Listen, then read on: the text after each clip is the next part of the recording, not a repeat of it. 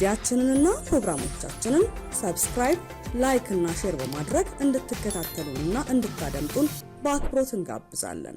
ሰላም ጤና ይስጥልን። ታማኝ የመረጃ ምንጭ ከሆነው ከሎሚ ቴሌቪዥን የሰዓቱ ዜናዎች ይዘንላችሁ ቀርበናል። ከሀገር ውስጥ ፖለቲካ እስከ ቀጠናዊ የጸጥታ ሁኔታዎች ድረስ የተሰሙ አበይት መረጃዎች ዋና ዋናዎቹ አስቀድመን እናስደምጣችኋለን። ሎሚ የነገ ብሩህ ተስፋ ጽኑ መሰረትም። የአዲስ አበባ የተቃውሞ ሰልፍ የህዝባችን ጥቅም ለመሸርሸር የታለመ የፌዴራል መንግስት ሴራ ነው በማለት የትግራይ ኮሚኒኬሽን ቢሮ በአዲስ አበባ የታቀደውን ሰልፍ በጽኑ ኮነነም። የሰሜን አሜሪካ የትግራይ ተወላጆች ማህበር ማተሳ የፌዴራል መንግስት የፕሪቶሪያ ስምምነት ጥሷል ሲል ከሰሰም። ጠንከር ያለ የአቋም መግለጫም አውጥቷል፣ እናስደምጣችኋለን። አሜሪካ በመንግስት ላይ ጥገኛ የመሆን ደንብ ሰርዣለሁ አለች። ለአሁን የያዝናቸው አርዕስተ ዜናዎች በከፊል እነዚህ ነበሩ።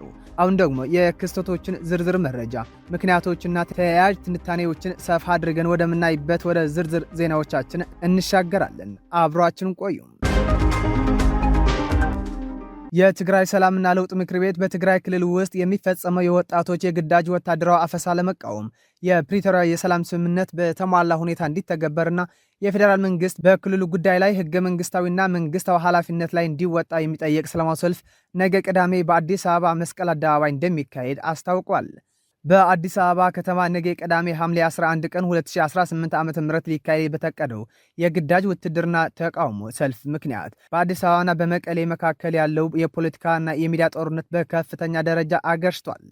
የትግራይ ኮሚኒኬሽን ቢሮ ሐሙስ ዕለት ባወጣው መግለጫ ሰልፉ በፌዴራል መንግስት የተቀነባበረ ሸፍጥ ሲል በጽኑ አውግዞታል። የትግራይ ኮሚኒኬሽን ቢሮ ባወጣው ጠንከር ያለ መግለጫ በአዲስ አበባ ሊካሄድ ለታቀደው ሰልፍ የፌዴራል መንግስቱን በቀጥታ ተጠያቂ አድርጓል። የፌዴራል መንግስቱ ለስርዓቱ ታማኝ ደጋፊ የሆኑ የትግራይ ህዝብ የማይወክሉ የትግርኛ ተናጋሪ ግለሰቦችን በመጠቀም የሰልፍ ራሱ እያዘጋጀው ነው ሲሉ ቢሮ ከሷል።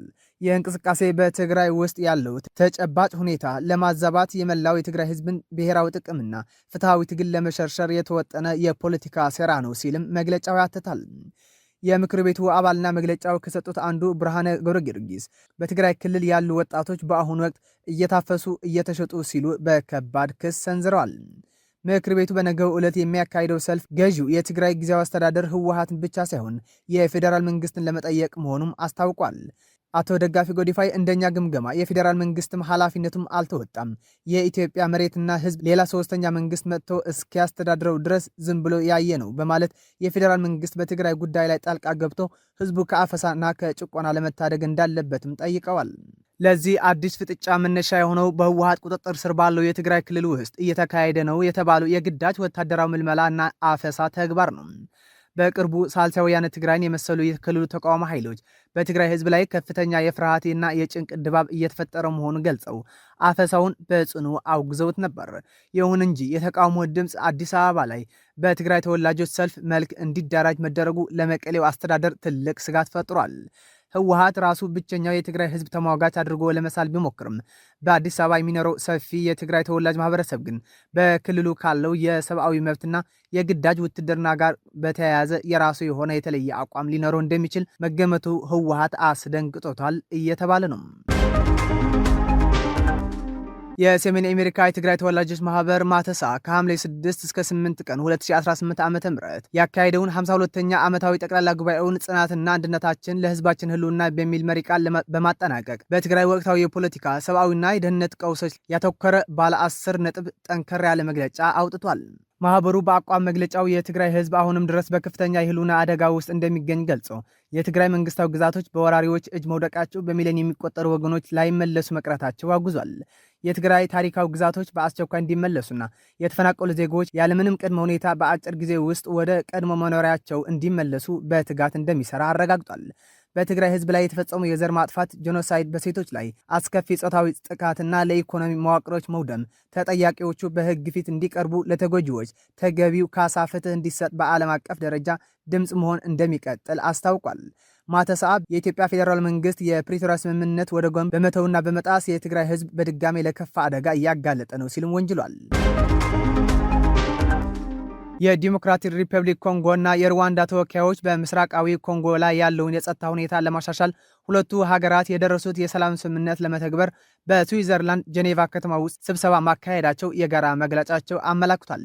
በጄኔቫ የሚገኘው የአሜሪካ ሚስዮን ጽህፈት ቤት ሐምሌ 2018 ዓ.ም በተካሄደው አምስተኛ የጋራ የጸጥታ ማስተባበሪያ ስርዓት ስብሰባ ላይ ሁለት ሀገራት ከአሜሪካ ከኳታር እና ኮንጎ የአፍሪካ ህብረት ተወካይ እና ከአፍሪካ ህብረት ኮሚሽን ተወካዮች በጋራ መክረዋል። በውይይቱም በምስራቃዊ ኮንጎ ያለውን ተጨባጭ የጸጥታ ሁኔታዎች የመገምገምና በአካባቢው ስላለው ሁኔታ የጋራ ግንዛቤ ለመያዝ ስራዎች ተከናውነዋል። ኮንጎና ሩዋንዳ ከዚህ ቀደም የፈረሙትን የዋሽንግተን ስምምነት በፍጥነት ተግባራዊ ለማድረግ ያላቸው ቁርጠኝነት በድጋሚ አረጋግጠዋል። የአሜሪካ የሀገር ውስጥ ደህንነት መስሪያ ቤት በፕሬዝደንት ጆ ባይደን የስልጣን ዘመን በፈረንጆቹ 2022 የወጣውን በመንግስት ላይ ጥገኛ መሆን ፐብሊክ ቻርጅ የሚለውን የኢሚግሬሽን መመሪያ የሚሽር የመጨረሻ ውሳኔ ማውጣቱን አስታወቅም። ይህ እርምጃ የሀገሪቱ ኢሚግሬሽን ህግ ወደ አሜሪካ የሚመጡ የውጭ ዜጎች በራሳቸው የሚተማመንና በግብር ከፋይ ህዝብ ገንዘብ በሚሸፈኑ የመንግስት ድጎማዎች ላይ ጥገኛ እንዳይሆኑ ከሚያዘው የኮንግረሱ ቀጥተኛ ፍላጎት ጋር ይበልጥ እንዲጣጣም ለማድረግ ያለመ መሆኑ ተገልጿል። በሀገሪቱ የኢሚግሬሽንና ዜግነት ህግ መሰረት ለማንኛውም አይነት ቪዛ ወደ ሀገር ውስጥ ለመግባት ወይም የነዋሪነት ደረጃን ለመከታተል ግሪን ካርድ የሚያመለክት ማንኛውም ሰው በማንኛውም ጊዜ በመንግስት ላይ ሸክም ወይም ጥገኛ ሊሆን ይችላል ተብሎ ከተገመተ ወደ ሀገሪቱ እንዳይገባ የመከልከል መብት አለ። አሁን የተሰረዘው የባይደን ዘመን ደንብ መስሪያ ቤቱ ሊመረምራቸው የሚችላቸውን የጥቅማ ጥቅሞች አይነቶች በመገደብ የኢሚግሬሽን ኦፊሰሮች በኮንግረሱ በተቀመጠው መሰረት ሁሉም ተዛማች ሁኔታዎች በጥልቀት እንዲመለከቱ አግዶ የነበረው መሆኑን ጠቅሷል። በአዲሱ መመሪያ መሰረት ግን ኦፊሰሮቹ እያንዳንዳቸው አመልካቶች ሁኔታ በተናጠል መመርመር፣ ሁሉም ተዛማጅ እውነታዎችን እንዲገመግሙ ሙሉ ስልጣን ተሰጥቷቸዋል። የአሜሪካ የዜግነትና ኢሚግሬሽን አገልግሎት ቃል አቀባይ ዛክ ኬለር በሰጡት መግለጫ የትራምፕ አስተዳደር ሕግ የበላይነት እያስከበረና አሜሪካውያን ግብር ከፋዮች በመንግስት ጥቅማ ጥቅሞች ላይ ጥገኛ ሊሆኑ ለሚችሉ የውጭ ዜጎች ድጎማ እንዳያደርጉ እየጠበቀ ነው። ተቋማችን የአሜሪካውያን ደህንነት ጥበቃና የፋይናንስ ደህንነት ለማረጋገጥ ቁርጠኛ ነው ብለዋል። የአሜሪካ ምክትል ፕሬዚደንት ጄዲ ቫንስ የዋይት ሀውስ ከፍተኛ አማካሪዎች የሆኑት ጄሬድ ኩሽነር እና ስቲቭ ዊትኮፍ ከኢራን ጋር ከተደረገው ድርድር የገንዘብ ጥቅም ለማግኘት ሞክረዋል በሚል የቀረበው ክስ ውንጀላ አስተባብለዋል።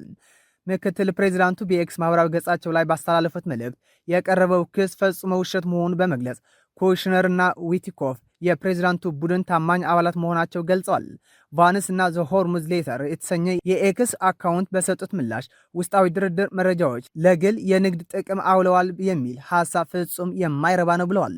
ይህ የቫንስ ማስተባበል የወጣው ድሮፕ ሳይት ኒውስ የተሰኘው የዜና ወኪል ባወጣው ሪፖርት ኢራን በስዊዘርላንድ እየተካሄደ በነበረው ድርድር ወቅት ለጄዲ ቫንስ በጻፈችው ደብዳቤ ኩሽነርና ዊትኮፍ የድርድርነት ስልጣናቸውና እድላቸው ያለ አግባብ እየተጠቀሙበት ማለቷ ከዘገበ በኋላ ነው። ይሁን እንጂ ምክትል ፕሬዚደንት ጄዲ ቫንስ እኔ እንዲህ አይነት መልእክት በጭራሽ አልደረሰኝም ያሉ ሲሆን በቀጠናው ሰላምና ብልጽግና እንዲሰፍን ከሁለት ግለሰቦች በላይ የሰራ የለም ሲሉ አክለዋል። የምክትል ፕሬዚዳንቱ መግለጫ የወጣው የተወሰኑ የእስራኤል መንግስት አባላት በውጭ ተጽዕኖ ዘመቻ አማካኝነት አሜሪካ ጦርነቱን ለማስቆም የምታደርገው ጥረት ለማደናቀፍ እየሞከሩ ነው ሲል ከከሰሱ ከጥቂት ሰዓታት በኋላ መሆኑም ተገልጿል። ውድ የሎሚ ቴሌቪዥን ተከታታዮች ለዛሬ ያዝናቸው አበይት መረጃዎች፣ ትንታኔዎች እነዚህ ይመስሉ ነበር። በዜናዎቻችን ላይ ያላችሁ ማንኛውም አስተያየት በኮሜንት መስጫው ላይ እንድታጋሩን እንጋብዛችኋለን። መረጃዎች በፍጥነት በታማኝነት ሌሎችም እንዲደርሱ ቪዲዮውን ላይክ እና ኮሜንት ማድረጋችሁ እንዳትረሱ። በየሰዓቱ የሚመጡ አዳዲስ ትኩስ መረጃዎች ለማግኘት ደግሞ ቻናላችን አሁኑኑ ሳብስክራይብ ያድርጉ። ቀሪውን ጊዜ ሰላማዊና መልካም ጊዜ ይሁንላችሁም።